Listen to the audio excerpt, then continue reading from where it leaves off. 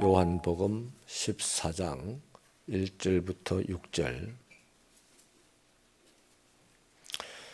우리 다 함께 읽겠습니다. 시작. 너희는 마음에 근심하지 말라. 하나님을 믿으니 또 나를 믿으라. 내 아버지 집에 거할 곳이 많도다.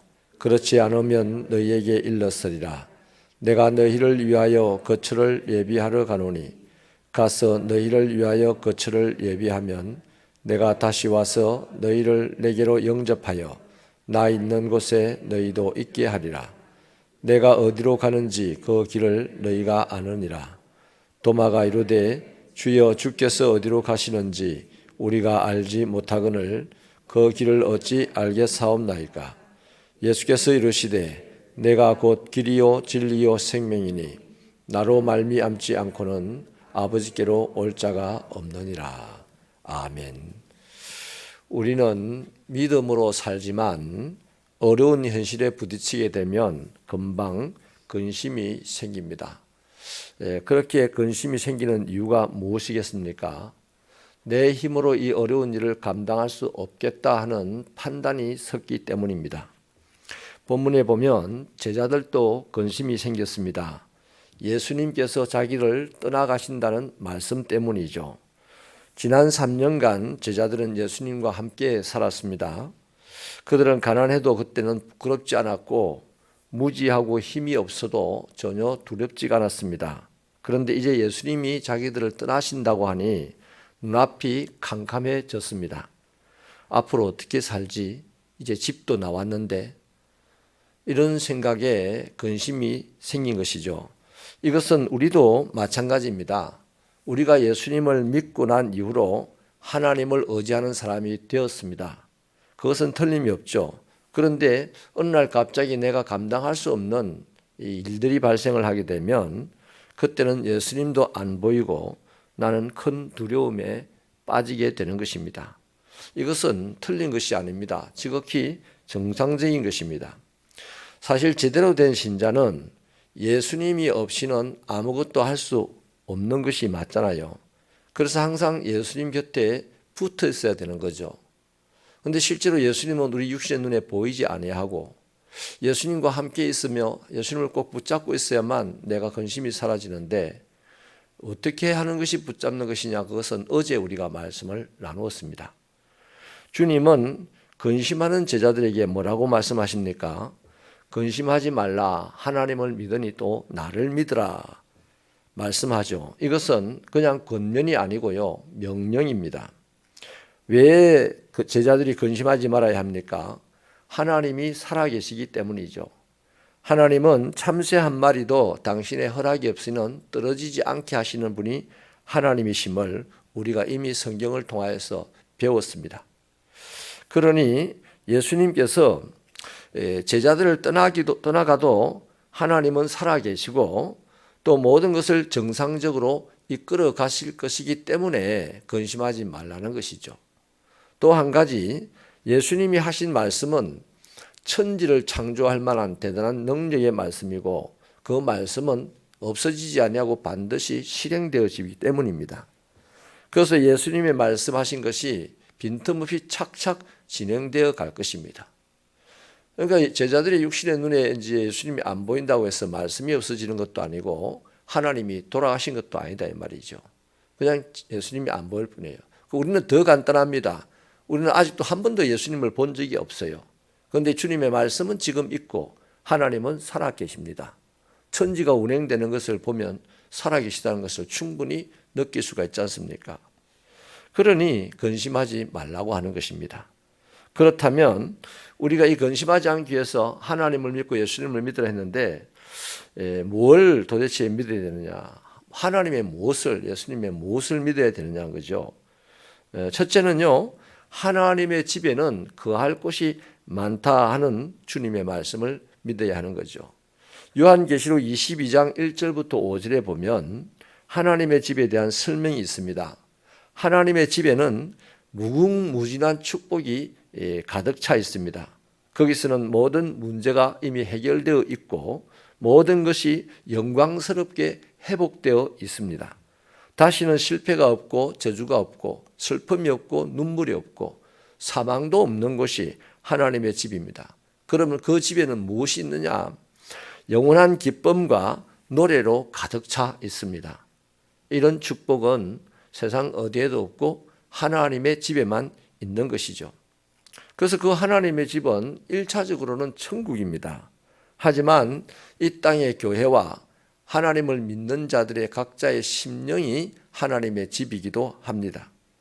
그래서 왕에게 지방성이 있고 별장이 있듯이 교회는 하나님의 지방성이요, 우리 각 개인의 심령은 하나님의 별장입니다.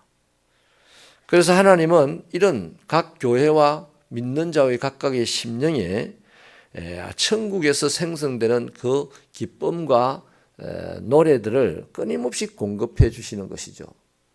그러니까 하나님의 집에 거할 곳이 많다. 오늘 나는 이 땅에서 반쪽짜리 집밖에 못 살지만 내 하나님의 집에는 내가 거할 곳이 많다 하는 사실이 믿어지면 반쪽짜리 집안에서도 즐거이 노래하면서 기쁨으로 살아갈 수가 있는 것이죠. 왜? 이곳에는 내가 잠깐 있겠지만 영원히 있을 곳에는 어마어마한 것이 있다는 것 때문이죠. 여러분 꼭 기억하십시오. 하나님은 그 천국을 지금도 교회와 각자의 심령에 끊임없이 공급해 줍니다. 그런데 그것을 누가 누리느냐? 하늘에 내가 거할 집이 많다 하는 것을 믿는 사람이 누리게 되는 것이에요. 그래서 그 사람은 시간이 갈수록 좋은 것으로 풍성해지고 사람도 좋아지게 됩니다. 예수 오래 믿으면 사람이 좋아야 돼요. 근데 예수를 오래 믿었는데 사람이 안 좋다, 부담스럽다, 그 예수 헛믿은 사람입니다. 아멘. 내가 예수를 믿으면서 내가 가야 될 천국에는 내가 갈 집이 많다는 사실이 믿어지면 그 사람은 오늘 이 세상의 삶의 형편이 척박하여도 기쁨과 노래를 잃지 않습니다. 그 기쁨과 노래를 잃지 않으면 끊임없는 천국에서 하나님이 주시는 그 기쁨과 노래를 계속해서 공급해 주시는 거죠. 그러면 그 사람은 어제보다 오늘이 나은 거 당연하죠. 살기도 낫고 인격도 낫고 품위도 나아지고 그러는 것이죠. 우리 새벽교회 성도들이 그런 축복이 있기를 축원합니다. 두 번째는요, 예수님이 천국 가는 길이다라는 사실을 믿어야 합니다. 이런 하나님의 집에 한 식구가 되어 살려면 그 집에 들어가야만 됩니다. 그런데 그 집의 문을 열 수 있는 자격은 예수님밖에 없고 그 집으로 갈 수 있는 길을 아시는 분도 예수님밖에 없어요. 그래서 지금 예수님은 그 길을 먼저 가셔서 문을 열고 준비하시겠다고 제자들을 잠깐 떠나가신다라고 말씀을 하신 겁니다. 여러분, 하나님의 집이 우리의 입장입니다. 우리에게 적용해 보십시다. 하나님의 집이 아무리 좋으면 뭐합니까? 우리에게는 길이 없어요.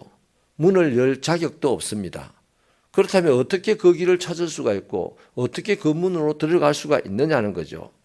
예수님이 길이라는 사실을 믿고 살면 그것이 가능하다는 것입니다. 무슨 말이냐면 예수님을 따라가면 아버지 집에는 절로 갑니다. 내가 잘나서도 아니고 내가 훌륭해서도 아니고 내가 죄가 없어서도 아니고요. 그냥 예수님을 붙잡고 따라가면 그 사람은 절로 하나님의 집으로 들어갈 수 있다는 것이죠. 그래서 예수님을 믿어야 따라갈 수 있다는 거죠. 예수님께서 우리가 천국 가는 길이요 진리요 생명이라는 사실을 믿는 사람은 예수 따라갑니다. 오늘 힘들어도 바빠도 엉뚱한 데 안 가고 예수 따라가는 거죠. 이런 순례의 길이라는 아름다운 하나님의 일을 시작하면 이런 데 참여하는 거죠.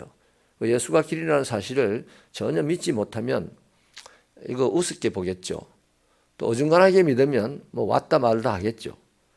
그런데 제대로 예수님이 내 천국 가는 길이라고 하는 사실이 제대로 믿어진다면 이런 귀한 작업은 우리 그렇잖아요. 부흥회를 제일 믿는 것 같아요. 부흥회를. 순례길 40일짜리 부흥회다 생각하면 안 되나요?